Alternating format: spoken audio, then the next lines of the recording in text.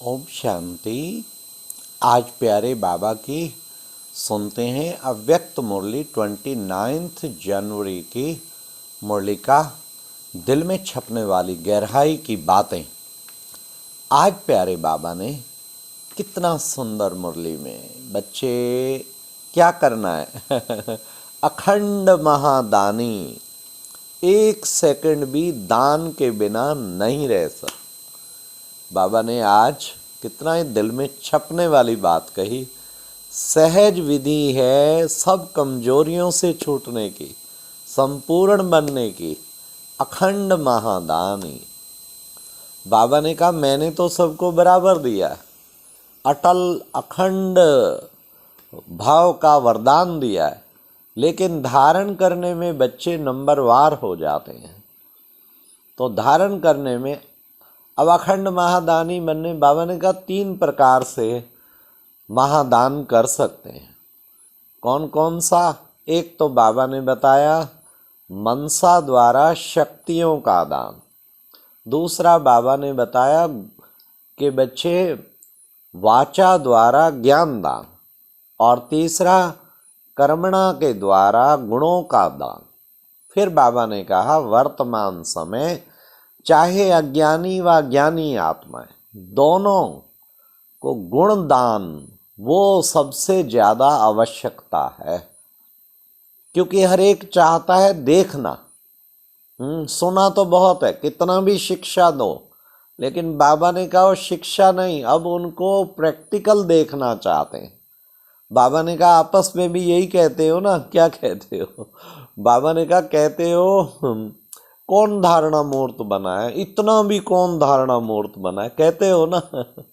तो बाबा ने कहा कि बच्चे प्रैक्टिकल सैंपल बन के सबको सिंपल करने का गुण मूर्त बनना, माना सबको सिंपल कर दिया, खुद प्रैक्टिकल एग्जाम्पल बन गए ना, सैंपल बन गए ना।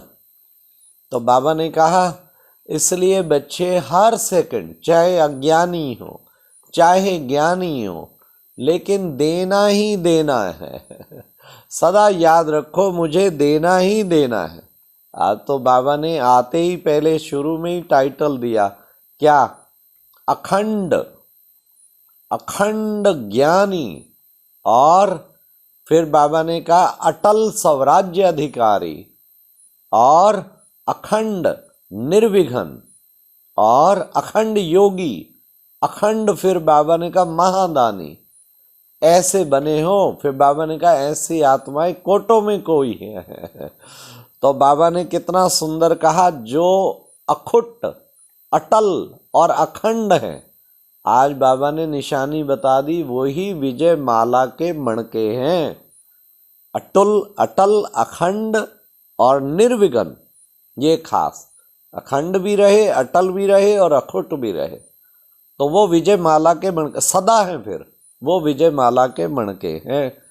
फिर बाबा ने कहा कि विशेष बात फिर बाबा ने कही, अखंड महादानी बनने के लिए बच्चे 2 तरीके से तुम दाता बन सकते हो। एक तो शक्तियों का दान, जिसको जिस समय जो शक्ति की आवश्यकता है वो दान करना है। क्योंकि बाबा ने कहा वाचा में तो सारे होशियार हो, फिर भी वाचा के द्वारा सब करते हो, लेकिन ये 2 चीजों पे बाबा ने अटेंशन खिंचाया।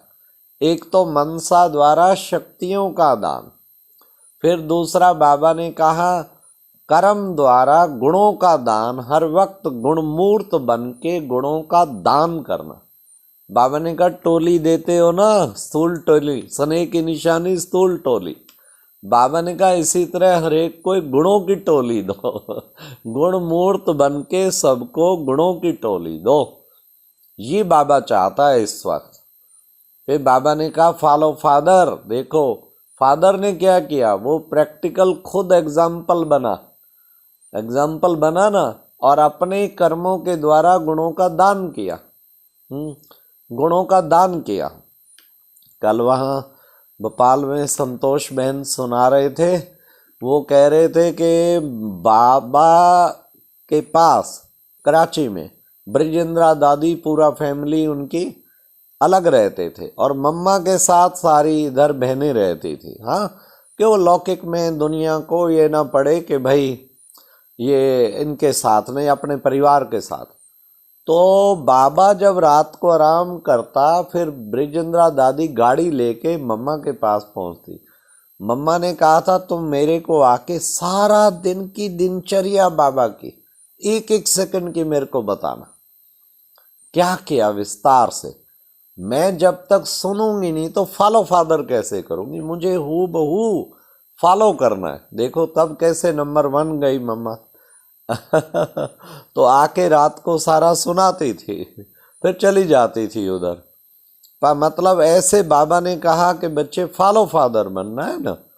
फिर बाबा ने कहा विशेष जो है जो ओटे सो अर्जुन, ऐसे नहीं कि कौन बना है, जो ओटे सो अर्जुन। हाँ, मैं उठूंगा तो मैं ही बनूंगा ना, मुझे नंबर 1 बनना है तो मुझे ही एग्जाम्पल बनना।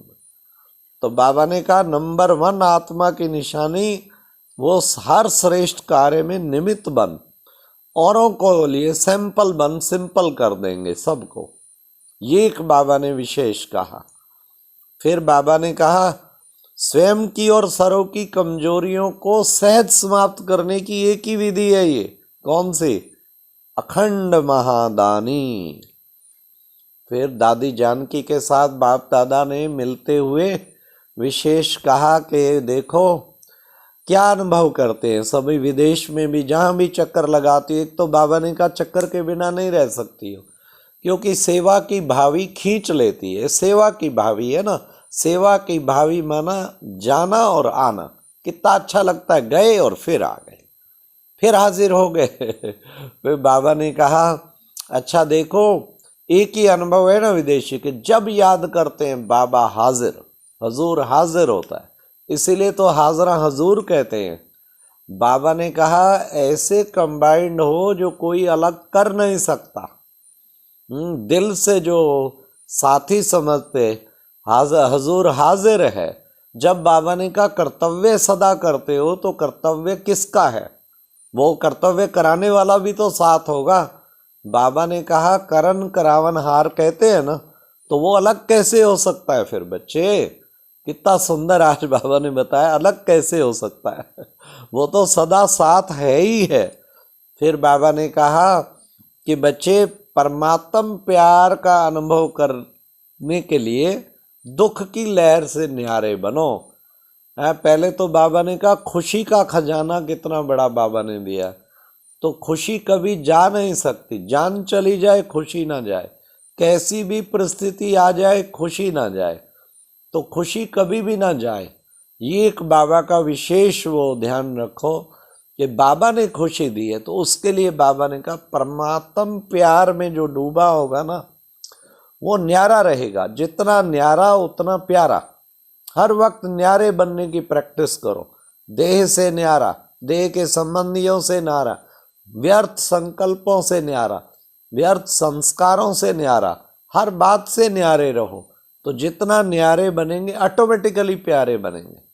ये न्यारेपन का अनुभव, तो दुख की लहर आ नहीं सकती, उससे भी न्यारा, सदा सुखी, सदा परमात्म प्यार में डूबे हुए। तो दूसरों को भी ऐसा ही अनुभव बाबा ने कहा कराना है। फिर बाबा ने कहा सदा खुशी का गीत गाते हो ना, कौन सा गीत है तुम बच्चों का? बाबा ने कहा खुशी का गीत गाते हैं, क्या पाना था सो पा लिया और चाह क्या बाकी रही। तो ये गीत बाबा ने कहा सदा बजता रहता है या बीच बीच में बजता है, बीच में बंद हो जाता है। सदा बाबा ने कहा ये गीत बजता रहना चाहिए। फिर बाबा ने कहा सबसे बड़े ते बड़ा पुण्य कौन सा है? दुखी को खुशी दे देना, ये है सबसे बड़े ते बड़ा पुण्य। कोई रोता हुआ आए आपके पास, हंसता हुआ जाए, इसको कहेंगे बड़े ते बड़ा पुण्य। और ऐसा पुण्य करने वाली ही पुण्य आत्मा बनती है। फिर बाबा ने कहा सभी निर्विघ्न हो या छोटे मोटे विघ्न आते रहते हैं, सदा ये स्मृति में रखो मैं निर्विघ्न आत्मा हूं। विघ्न आए और चला गया, हाँ, तो हम विघ्न विनाशक आत्माएं। बाबा ने कहा ये याद रखो, कोई भी विघ्न हिला ना सके, सदा अचल। बाबा ने कहा अचल घर जो यादगार बना है वो किसका बना है? वो आप बच्चों का ही तो यादगार बना है। इसलिए किसी भी विघ्न में घबराना नहीं। सदा बाबा ने कहा अपने को मास्टर सर्वशक्तिवान समझना है। मास्टर सर्वशक्तिवान माना जब भी जिस भी शक्ति को कार्य में लगाना चाहें लगा सकते हैं। कर्मेंद्रियों को भी जो ऑर्डर करें बिल्कुल उसी प्रमाण कार्य करे। ये नहीं कि शक्ति बुलाई और आई लेट, नहीं लेट नहीं, एकदम हाजिर हो जाए, ये कहलाएगा मास्टर सर्वशक्तिवान। फिर आज प्यारे बाबा ने विशेष बाबा ने वरदान में कहा शयन शक्ति का कवच पहनकर संपूर्ण स्टेज को वरने वाले क्या विघ्न जीत भव। बाबा ने कहा सारे विघ्नों की जड़ है शयन शक्ति की कमी। जो इसमें शयन शक्ति होगी उसे कोई विघ्न आ ही नहीं सकता। कोई उल्टा बोलेगा वो तो हंसता ही रहेगा, मुस्कुराता ही रहेगा, उड़ता रहेगा। वो तो कहेगा वाह फूलों की वर्षा हो रही है। हाँ, कितना अच्छा शयन शक्ति का तरीका है कि शयन शक्ति को अपनाओ और शहनशाह बन जाओ। बहुत ही सुंदर बाबा ने तरीका बताया। शयन शक्ति का कवच पहन संपूर्ण स्टेज को वरने वाले विघ्न विनाश विघ्न जीत भव। फिर आज ये था वरदान। और फिर आज का स्लोगन था याद और सेवा की शक्ति से अनेक आत्माओं पर रहम करने वाले ही सच्चे सच्चे रहम दिल हैं। याद और सेवा की शक्ति से अनेक आत्माओं पर रहम करने वाले, याद भी और सेवा भी, ये दोनों का बैलेंस ब्लिसफुल होने को बनाएगा। योगी भी बना दो और एक को, और सेवा भी दिल से करो, तो ये अनेक आत्माओं पर रहम करना, फिर ये बाबा ने कहा सच्चा रहम दिल बनना है। ऐसा रहम दिल बन के औरों को भी हम रहम दिल बनाएं, यही प्यारे बाबा की आज्ञा है। अच्छा, ये थी आज की मुरली में दिल में छपने वाली गहराई की बातें। ओम शांति, ओम शांति।